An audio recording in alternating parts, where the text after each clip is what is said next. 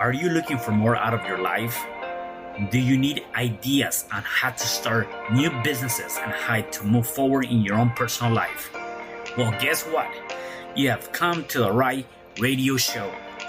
At You Can Overcome Anything podcast show, you will learn and hear from many people from all walks of life who are sharing their challenges, their stories, the habits, and the mind shifts they had to overcome to become who they are today.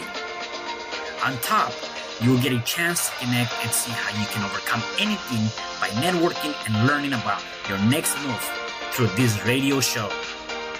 I present to you our great speakers at You Can Overcome Anything podcast show with your host, Cesar Espino.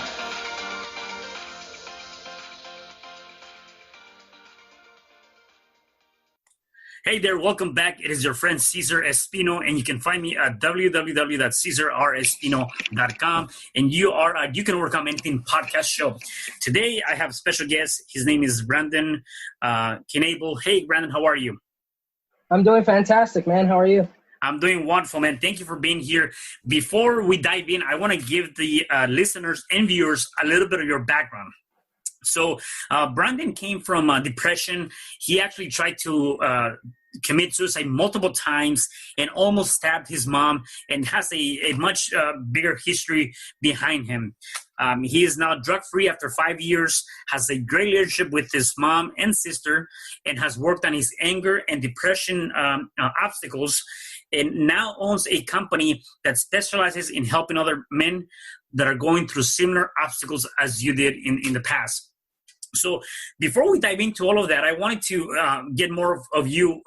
Tell me more of your background. Where were you born, and some of your childhood history? So I was born in Tucson, Arizona. So a little bit about my childhood history. I was actually, just a normal kid, just like anybody else. I'd say I had a normal childhood. But well, that's what I thought, at least until I grew up. I would hang out with friends, I would go to the park, go to school, stuff like that. And I'd say I had a normal childhood. Yeah, no, awesome. And talking about your anger and your depression, when did that started? That started about, I'd say 11 or 12 years old. Okay. And how did that come about? Was it the environment? How did that come into play? So it was definitely the environment. Believe it or not, as whether people want to believe it or not, environment has a huge effect on you. And so, I was just in a very negative environment. My family was always condescending. Every time we would go, gather around as a family, somebody was always leaving, sad or upset. And unfortunately, I took on a lot of that stuff. And so it just really affected me, as I was growing up. So. Got it. And then in terms of, when we look back at the anger and the depression, I do believe that, and I do believe that you are kind of like the average of the 5 people you hang around with, and there's a lot that goes with that, right? More or less, though, for you going through that depression and going through that anger, and what was your remedy? Like, how did you cope with that in your life? Cope with it, as in, how was I able to overcome it? Or, okay. No, how do you deal with that? Yeah. Oh, how did I deal with it? Well, that's when I fell into drugs, and that's when I would, bang my head against glass, pretty much breaking my windows, punching holes in the trailer that we lived in, almost stabbing my mom, pushing my sister, into big, this big tree, little tree that we had outside. And it was just really, really bad, man, honestly. And so is that was all out of anger because of the society or the environment you were being brought up upon? Is it that's the primary reason, or were there other factors that led you to being so angry? It was just the environment, man, because not only that, when you mix it in with people that you truly would die for, that you just absolutely care about, including family, and then your own family, hates you and they see you negatively, and they're always talking trash, it's it affects you very, very bad. And especially, you know, when you're younger, you know, you can't comprehend what's happening like an adult would, you know, Right. and so it really affects you, especially during those years where you're growing, you know. So it really just put a bad implant in my mind. So Yeah. And in terms of the associations with people, um, you turning to drugs, you turning to alcohol and a bunch of other things. What was that to feel accepted? Was it an acceptance kind of aspect? Was it retaliation? What was the means of you turning to that? I mean, acceptance, you know, I would say that I never really cared for acceptance. It was more so like, not only was I hanging out with the wrong crowd, but it was more like the pain was so like drastic. It was so huge that I just needed something to numb it, you know, because like, Mm, especially if you've gone through depression or, you know, where you just feel really, really alone, like it's almost like you have a hole in your heart. And I just thought that by doing drugs and being angry and stuff like that, I just thought that it would fill that hole, but it didn't. yeah. And you attempted to commit suicide multiple times. What was going through your mind that you said, you know what, it's not worth me being here, that I need to just take my life? You know, just thinking about it, man, puts me in the feels because, you know, like all the times that I've tried committing suicide, I feel like it just happened yesterday because of all the emotions and stuff. And, you know, at the time, it was a mixture of emotions, man. You know, it was anger, it was sadness, it was hopelessness, you know, it was, you know, feeling alone and scared, man. Like, I've never, like, what people don't realize is when you try to commit suicide, you feel scared, man. Like, I don't know anybody that has tried to commit suicide and they weren't scared to either pull the trigger or to crash their car into a pole like I almost did, or pop a bunch of pills to where you didn't want to wake up the next day. And so, like, those were just emotions that were running through my head, man. Yeah, yeah. I can only imagine, somebody going through that, or yourself going through that. And the one thing that comes to mind is, again, like, you know, and not being in that place is hard for me to relate. Yet I'm sure that there's people that might have, that are listening to us or are watching us, that either might have gone through that or have gone through that. And they need that connection. They need more so somebody to be able to say, you don't have to go that route. And that my whole aspect to this is, how is it that at which level does your mind go to, that it says enough is enough, and you either take your life or you need to do something about it, right? And so for you, uh, try to do this multiple times, obviously, and luckily you didn't follow through, which is awesome. And then you're still dealing with the depression and that anger where you almost stabbed your mom, right? So tell me more about that. So, you know what? I mean, you know, that was pretty much like the straw that broke the camel's back, man. You know, like I just was so pent up of anger because you know what the listeners, especially if they're listening, they might not understand. You know, but like people don't just snap, right? That's not how it works. It's built up tension or anger or sadness or whatever it may be. And so keep in mind that this, you know, was over a span of 5 to 10 years. And so finally one day I just snapped and like, you know, I grabbed a knife and my mom was close to me. I was like, if you literally like just even move a muscle, like I will either end your life or end mine. And you know, it was a really, really bad place I was in, man. Yeah. And what was it that got you out of that? I mean, obviously, definitely you come from a very anger, very depressional background. What is the one thing that you said, you know what, that was a strong draw, and you're like, that's it, I'm done, I'm not doing this anymore? So what do you have to do to start making those changes in your life? I knew I needed to get out, man. I knew I needed to get out Mm, because, you know, I may have been young, but I understood that, you know, being around these people affected me a certain way, and other people, you know, affected me in a either better or worse way. And so I just knew that, like, my mind just kept telling me, get out, get out, get out, or you will not see another day. And a lot of people are like that, you know, where they're in an environment where, you know, it's fight or flight always all the time, and that's not a healthy way to live, you know. Right. What is your opinion about that? I mean, I know you talk about a lot, the environment, the people you hang around with. What is your opinion about associating yourself with what a lot of people consider to be the average five? What can that do to you as a person?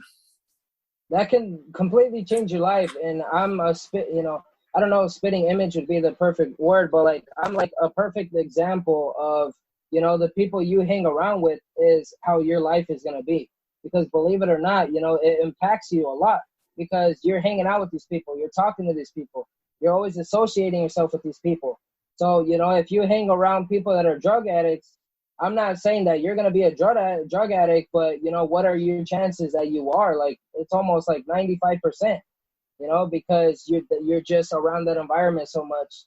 And, same thing where if you're always hanging around with people that are successful, trying to do better in life, stuff like that, eventually you're going to pick up those habits as well. So it's Right. very important.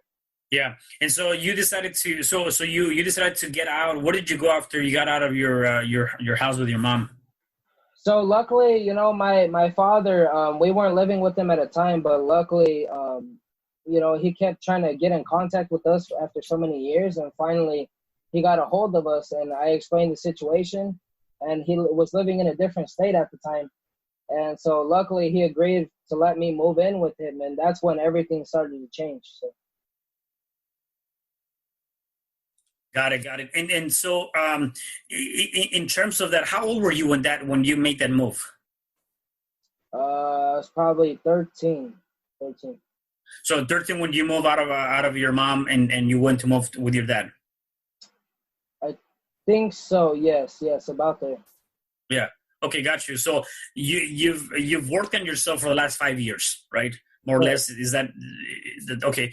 And what were some of the things you did? Obviously, again, dealing with what you were dealing with is not an easy thing, right? And you had to make some radical changes. Which one was you move out of your mom's to go live with your dad? What other radical changes did you have to do to get you in that state of mind that you are now? And I know it has been a work in progress, and there's a lot of things you did through that. I think, though, that's of great value for the people that are listening, the people that are watching, because if they are going through depression, if they are dealing with anger issues, if they are dealing with suicidal thoughts, the things that you're going to share with us can definitely change their aspect, right? So what things do you do? So as you mentioned, environment is very, very huge. So that's one key that I definitely recommend your listeners to do. If you're trying to make a radical change, environment. It doesn't matter if it's your mother, it doesn't matter if it's your girlfriend, whatever. If you want to make a radical change, I'm sorry, but it's either you or them. That's what it comes down to at the end of the day. And so, on top of that, it's also a huge mindset thing. Because, oh, yeah, this fancy word about mindset and this and that. But, like, believe it or not, your mindset is what dictates how you view the world, what you eat, how you look, how you want to look. And so by changing your mindset, you're pretty much changing your view on the world. And so if you're in a negative environment, you're always depressed, you feel hopelessness. What's the difference between the people that are super happy? It's all a change of mindset. You change your mindset, you change the world. And so, it's definitely a huge process. And I'd say the environment one is easy to do. The mindset one takes time. It takes time. But by building habits, doing it every day, eventually you'll get there. And I'm a perfect example of that. So. What are some habits that you've changed? So first, the people I was hanging out with, the videos I was listening to, the music I was listening to, the books I would read, the stuff I would listen to on the radio, the people I would talk to, the opinions that I would actually consider, just stuff like that. And so that's just helped me a lot because, when you're listening to whatever it is, your mind doesn't know between whether that's true or not, and whether they're talking about them or whether you're talking about you. The mind doesn't know any better. So if you're listening to, oh, I'm not worthy, life sucks, life is hopeless, then eventually you're going to start thinking that too, and you're going to start rewiring your brain to think that as well. Versus where if you listen to somebody like Tony Robbins, which is awesome, I'm sure you heard of him, eventually you're going to rewire your brain to think those happy things and to think those positive thoughts. So got it. And so that's a good way to program the mind. That's one of many things you can do to continue to work on the mind and just change that mindset. What other things have you done or are you doing to reprogram your mind? to reprogram my mind. So I'm taking I was taking a NLP class. Mm-hmm. So neuro linguistic programming, which is pretty much like the words you say, the techniques that you'd be using, like, your high pitched voice or low pitched voice. And you would essentially just be reprogramming. And believe it or not, by reprogramming your subconscious mind, you could literally, say, for example, if you have a cigarette addiction, you could literally kick it like that just by reprogramming your subconscious mind. And so by studying that, not only am I also helping myself, but I'm also able to impact more people as well. The people that I talk to and also the people that I help. So. Yeah. And that's actually a good it's a good thing to do. That's actually how I met you, right? That's how we met. Exactly. through that NLP community, which again, you have, we go back to the association and the group of people you end up hanging around with. And, a lot of the people that are part of this community are people that have gone through possibly some obstacles and they're overcoming those obstacles, or they really just want to be able to help out more people come out of those obstacles. And it really comes down to that. It is finding that association. And like you mentioned, the neuro, which is the program of the mind, the linguistic, the way you speak to, which is also the way you speak to yourself or how you speak to others. And then the physiology too, right? And so that is something that I also obviously embody a lot myself, because I do believe on that. And you obviously doing that is good. So how old are you now, by the way? I'm 20, man. I'm going to be 21 in July, actually. Yeah. And so that I wanted to make that illustration because, again, we go back to you, at the age of 11 or so, having this anger, building so much anger, going through a lot of those different things. And really just taking your life, from the time that you're 11 to now to like literally 360. It's amazing, right? I gotta give you props for that. And for the people that are listening to us and are watching this, is again, you can definitely change that habits. You can change your direction. If you really want to work on it and you set your mind into it. And you, Brandon, are definitely an example of that, right? And so the other thing that I want to talk about, which is I think is amazing, is now you started your own company. You have your own company, which you're specializing in helping other men that might have gone or are going through the same things as you are. So let's talk about that for a second. Okay. And so, yeah, man, this might be a little controversial statement, and I apologize, but I truly believe this, right? And so, with men, I'm sorry, but, they need the most help. As bad as that might sound, the women are probably freaking out right now. I'm sorry, but I don't really care. That's where I'm at right now because, think about it. With women, what do they get? They get support groups. If a woman were to go outside, yell she needs help, how many people would come to help her? If a guy, he falls down or something or whatever happens, not always, but most of the time, who's going to go help him? Nobody. They're going to be like, hey, get up, dust yourself off, you'll be fine. And we take that same train of thought and then say, for example, somebody's going through drugs or alcohol addiction or, abuse or whatever it is. Well, the way we look at men is like, okay, just dust it off. You're a man, man up. And sorry, but that's such a toxic view of society. And that's what we're trying to combat, and that's why I'm targeting, not targeting, but that's why I work specifically with men, because I'm trying to help them, I'm trying to help them with the community, and help them understand, hey, there are people out there that feel the same way you do, and that understanding of we understand you need help and we're here to help you, and especially since I personally gone through it, now I could literally take you from where you are to overcoming this. And then, if you can overcome depression, imagine what else you can achieve, because I'd say that's ridiculously huge. If you can overcome depression, you can achieve whatever you want. And I truly believe it. Yeah.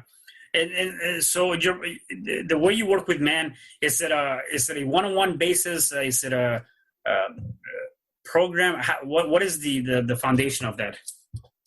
So right now, I actually I released the ebook. So it was just kind of like more like a workbook type style, to where you could take actionable steps right away. I personally was never a huge fan of this, lovey-dovey hype type of stuff, where it's just a bunch of useless information. Like, I'm sorry, but if I'm going through depression or something dramatic like that, I want to be able to take steps like tomorrow. And so that's what I did. And then right now I'm currently trying to build out, like my foundation and my community, to where we can help, one-on-one coaching, or even group coaching, kind of like we were doing in NLP class. And studies have actually shown that, group coaching and one-on-one coaching is way more effective, than like trying to go to therapy or like whatever it is, and so that's essentially what I'm trying to do, man. So. Yeah, that's awesome. And I'm still very interested on a lot of things. Number one, you're just 20. You're definitely coming out of a dark place into what seems to be now a very positive, prosperous, aspect of your life. What do you do on a day-to-day basis? It has to be something, I would assume, right? Are there any? Tony Robbins talks about them as rituals, right? So what are some of the things that you do on a day-to-day basis to put you in that positive state of mind? As weird as it sounds, man, like, I personally don't like to lie, or like make things up. So I'll be honest, with you and the listeners, I really don't do anything, man.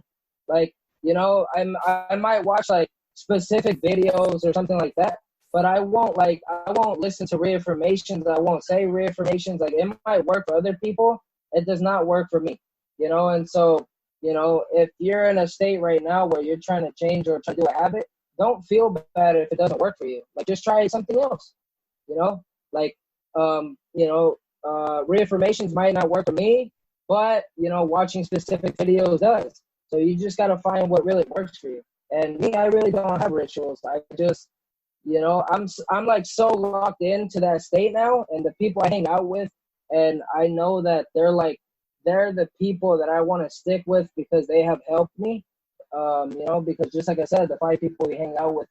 And so, like, I mean, once you get there, it's really hard to come down now. So. Yeah. And how do you find these people? How do you find the group of people to be able to hang around with them? You got to do things, man. Like, I won't lie and act like I saw them at a networking event. And like, my brother's like, no, I've known these guys since I was in elementary. But there's also been other people that have come in and out of my life that I have met, and like things that don't work out, for whatever reason. And, but the way most people meet, other people is you go to networking events, maybe you go to concerts, maybe you are in like a Facebook group or group coaching or whatever it may be. You just got to put yourself out there, and you just got to be vulnerable with people. That's like the way people see vulnerability is just very, very bad way to look at it. Like, vulnerability is a good thing. It helps you connect. If I wasn't vulnerable with you guys, this would be a very, very sad podcast. Like, nobody would want to listen, Right. And so, like, by being vulnerable, it helps you connect even more on a deeper level with people. And by being vulnerable, going out there, actually trying to meet these people, you will meet your people eventually, guaranteed. Yeah, definitely. And in terms of that, though, I mean, I think that's a very crucial thing. I know as of the recording of this video, we're still in the COVID-19, and so people will say, "Why can't I go out and network? I cannot go out and do this?" And a lot of times we tend to put in front so many more excuses, and we don't act upon that the action, right? And you talked about you just gotta act, you gotta do it, you gotta get out and do it. So even in a state of mind like this, where there's not a whole lot, you cannot go out to an actual networking event. There's other things we can do, which is connect through virtually, right? I mean, we can with technology now. There's no excuse. We can get on a Zoom. We can get on a FaceTime. We can get on even Messenger has a way for you to do it a face to face. do you have any tips, because I know that maybe if we have a crowd that is listening that is more of a older crowd, they're going to be like, well, I don't know how to maneuver through technology, right? Do you have any tips on how people can connect through the current technology and be able to get a hold of that person that might be a good fit for their group of network? So especially during a time like this, so things are starting to slowly open up. So, you still have that connection, but you just got to be careful nowadays. But I truly believe, like, with this technology, I'm sorry, but, if my grandmother and my mother can be on Facebook all day, every day, like, there's no excuse for you. I understand this technological illiterate type stuff. It's just another excuse. I'm sorry, but, like, at the end of the day, obstacles that you're literally putting yourself in front of your path to not get to the goal, it's excuses. Oh, I can't learn Facebook. I'm sorry, but I was not born with Facebook. I'm young. I was not born with Facebook. I ever since, like, when I was young, I had to learn how to use the phone. I had to learn how to use Zoom. You had to learn, for the older crowd, you had to learn how to drive a car. You didn't just get in the car and press the gas. You didn't even know which one was the gas. So, you got to learn. You just got to buckle down. And, if you truly want to connect and create that sphere of really, really good people, I suggest, you start today and really stop saying excuses, because that's all it is. So. Yeah, definitely. So, Brandon, I have a couple more questions for you before I let you go. Number one is, okay. If people wanted to connect with you, where could they find you, and how can they connect with you? So you can actually reach out to me on Facebook. So it's www.facebook.com/Brandon and then .Knable, I believe. And then another slash. So that's where you can reach me. If you want a friend request me, I'm super nice. Like, I'm not the type of person to where you see me on a podcast, I'm a different person. Out of the podcast, I'm literally the same way. And so reach out to there. Please send me a message though. And just, tell me how you were able to find me, and we'll talk there. Also, that's my main platform. Or also, you can actually grab my ebook. Like, if you really, really relate with what I am, I really put my heart into that. It's also free as well. So it's www.depressionhackerplaybook.com. And all you do is just put in your email. It should automatically send it to you. And, I really hope it helps you. Yeah. Yeah, and I'll have all that information here for the listeners and viewers to get. One thing you mentioned is, and I just want you to elaborate on that very, very briefly if you can. It says change is not impossible. It's only impossible if you don't try. Can you elaborate more on that?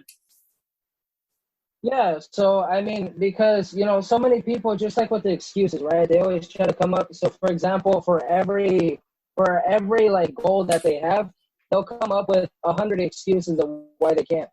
And I'm sorry, but as entrepreneurs, as people in general, like, I truly believe, and I inherit this, a lot. Like, I embody it, where it's like, I've seen many 60-year-old, 7-year-old people where they were on their deathbed, and they're literally, I wish I would have done this. I wish I had done that.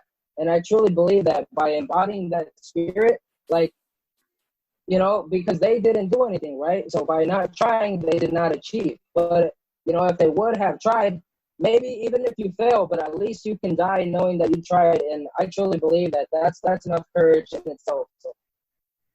Yeah. Awesome.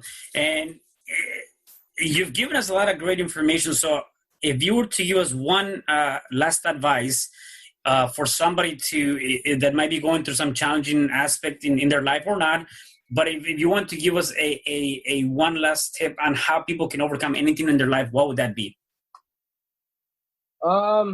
Really just mindset, and just understand that you're not alone. Like, as humans, we tend to think that we're only going through a specific situation. But you have to realize there's 7 billion people on this planet as we speak. And, somebody's bound to have gone through the same thing as you. Like, please don't get into that mindset of, like, you're alone, because you're not. And if you ever get into that mindset, please reach out to me, because I know what it feels like. So just mindset, and just, having that perspective of understanding you're not alone. So. Brandon, thank you so much. I mean, you definitely, in just a short period of time, with your age, you've been able to overcome so much in your life. And that's definitely a testament of the things that you can do as long as you keep working on your mind and continue to stay focused on that end goal, which is exactly what you're doing. So I really appreciate you being on the show and enjoy, you giving us all these different aspects and ideas. So thank you so much for being here. Thank you so much, man. I appreciate it. Awesome. And for the rest of you guys, do me a favor. Please make sure you like, subscribe, comment on this podcast. Make sure you reach out to Brandon, get his ebook, and just give us some feedback on this podcast. Please make sure you subscribe. Very, very important. Also, stay tuned for the next podcasts that are coming up. See you till next time. Have a good one. Bye. Hi, I'm Cesar Espino, real estate investor, business coach, and consultant, and author of the book, You Can Overcome Anything, Even When the World Says No. My number is 424-501-6046. In my book, I talk about making the necessary changes to shift your mind for prosperity and certainty. Pick up your copy at Amazon. I also love helping families with their real estate and can purchase your house fast and all cash. Follow me on Instagram, Facebook, and LinkedIn. My number is 424-501-6046. Thank you for having me today. I am so glad you tuned in to this podcast. You can find me at Spreaker.com, where you can like and subscribe.